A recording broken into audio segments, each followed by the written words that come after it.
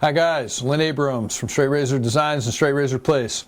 I get a lot of questions about the rolling X stroke or warped razors and how do I hone those? What are these things all about? So today I wanted to take a few minutes and actually show you how I do the rolling X or how I handle these types of razors. And so the example for today that I've chosen is an old Wade & Butcher for barber's use meat chopper type razor. It's only about a 6/8, but if you can see in this razor, and it's kind of hard in the light, there's a significant amount of flattening going on this particular razor from at least 2/3 of the razor going forward to the toe, with it being really heavy in the last third here in the toe, a little bit less back on the back side here.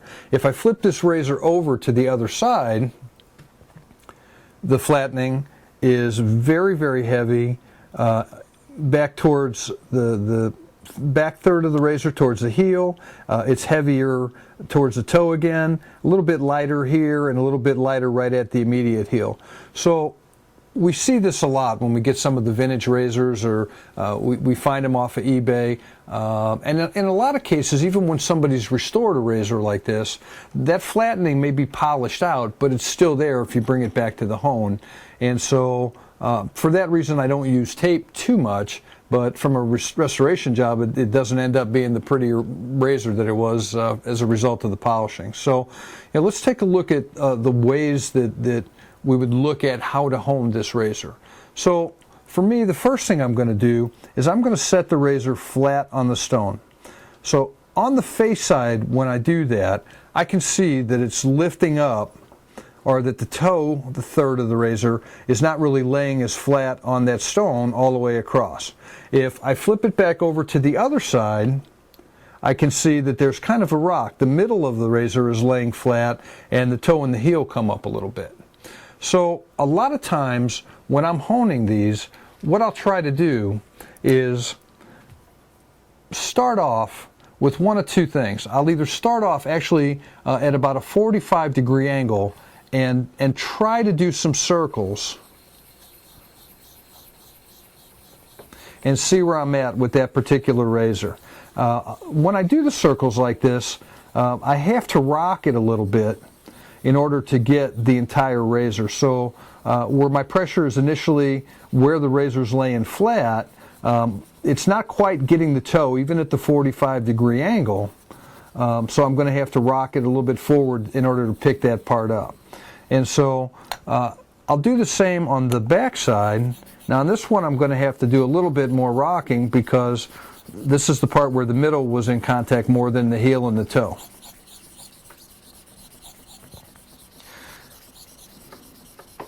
And so what that does is that gives me an idea of actually being able to see in the edge where that stone is making contact with that edge in order to be able to, at least initially, to start my bevel. So today here I'm on a 1000 Cosera stone, and once I get the bevel set on this, I'll do the continuation through the rest of my stones. But the key, as with any razor, is getting that bevel set. So here I can tell I'm not getting as much contact on the toe, on the front side all the way up towards the edge. On the back side, not quite as much at the toe and the heel, but the middle's doing fine. So they're very small ridges that you get when you rock a razor as you're doing circles, but you can generally bring those back out just by doing X strokes. So one thing that we know is that a lot of times just a straight 45-degree X stroke will handle smiley type blades. It'll handle some blades with some amount of curvature in them. You just have to watch the water line as you go. Okay, and so here I can see I'm getting most of it, but I'm really not, it's not the optimal that I want. Okay, so what I'm going to do here is I'm going to actually do what's called the rolling X stroke. So the rolling X stroke is more, you're really not lifting the spine up to torque the edge into the stone, but you're more rolling, if you can think about it, just a gentle rolling from the heel to the toe in order to get that entire edge across the stone as you go. And so with that, basically all we're trying to do is heel to toe. Now I can do as many strokes as I want on the one side so long as I match that same amount of strokes on the other side. And it's the same motion coming back, heel to toe here. And that pretty much is the rolling X stroke. Okay. And you want to take it from the heel to the toe, and I find that generally that actually works really, really good. And to give you a little bit of a description on this, I'm going to use a piece of paper. I've done a little bit variation. I really like the heel to toe, but I like to think of the heel to toe more in terms of half circles. So for when I usually do these, I'll actually bring the heel very, very forward, and I'll heel to toe in a half circle. And then I'll do the same thing coming back, so my individual strokes are looking like that half circle. And as you can tell from the water displacement, this is really getting the entire edge in a lot cleaner method.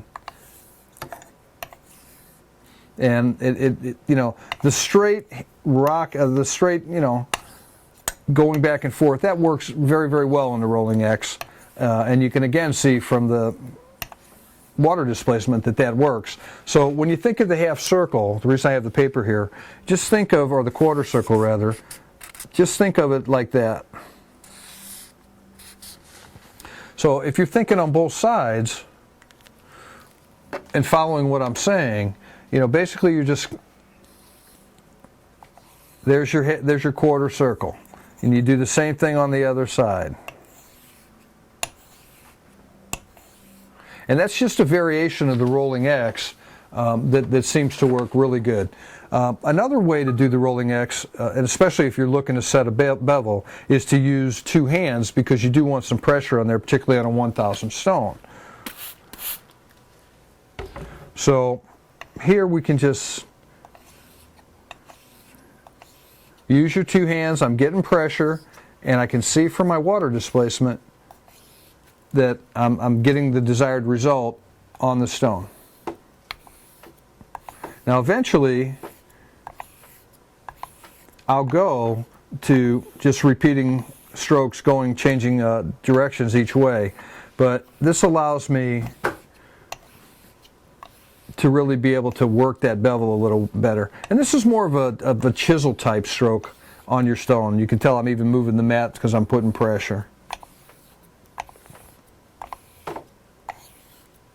The key is to be able to rock that blade, trying to keep it as flat as possible in order to get that bevel set across the entire edge. And that edge is the key all the way through your entire progression of stones. And so now as I look at the razor, I'm really seeing wear all the way across the razor, which is telling me my stone's now doing what I want. I'm never going to be able to get rid of where it's heavier wear here on the spine. That's going to reflect heavier wear into the edge. But that will do the trick. And so then once I get a few strokes on just doing either the circles or doing the rolling X like here, then I'm going to come back and continue that rolling X and just do as many strokes using it as it takes, using alternating directions on each stroke and watching my water displacement until I get to a point where that bevel is set. Now, the one thing is that when I use the circle method for setting my bevels, that's a pretty precise method. I know I can work with those 40 circles all day long, 40 circles each way, and then doing follow-up with my X strokes, and usually within 2 or 3 times through, I'm going to have a perfectly set bevel. Here, you have a little bit more of an experimentation. Here's that quarter strokes. A quarter circle stroke I was telling you. This is very effective as a rolling X.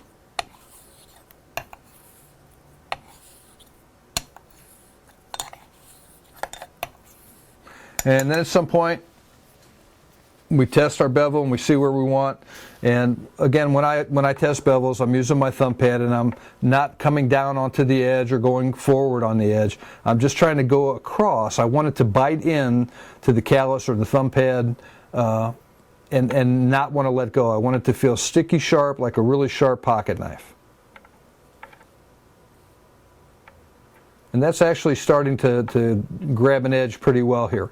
For purposes of this one, I probably would come back and do some more of the chisel strokes.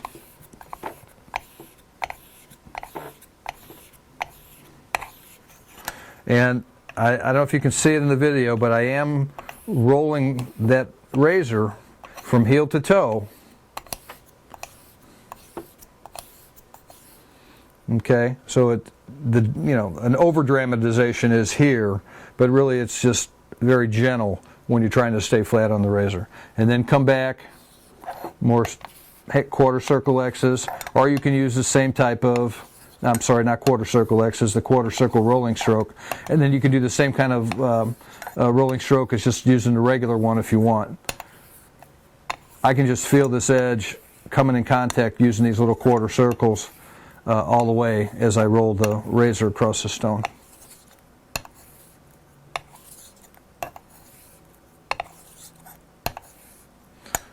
And what I'm looking for on the edge is I'm looking to make sure I'm not creating any ridges across the bevel as I go. I'm looking for the edge formation, particularly down towards the edge itself, to be very straight.